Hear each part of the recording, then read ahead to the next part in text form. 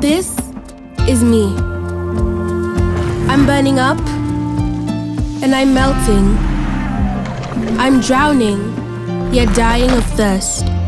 Sometimes I struggle to breathe. I'm crying floods of tears, and I am not alone. We must act globally to deal with the changing climate. The poorest members of my family are the most vulnerable to my changes. Over 1 billion people who live in me have no electricity.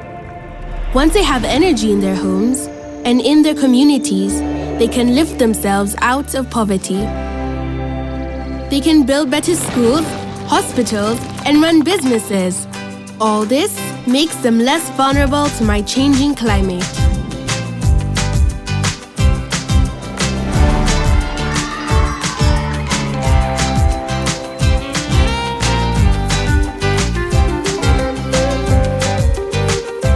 But not all forms of energy are good for me or for them.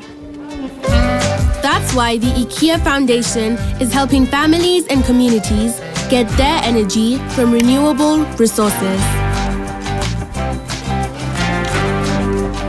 Regardless of the global challenges, energy gives families power, and clean energy gives them a future.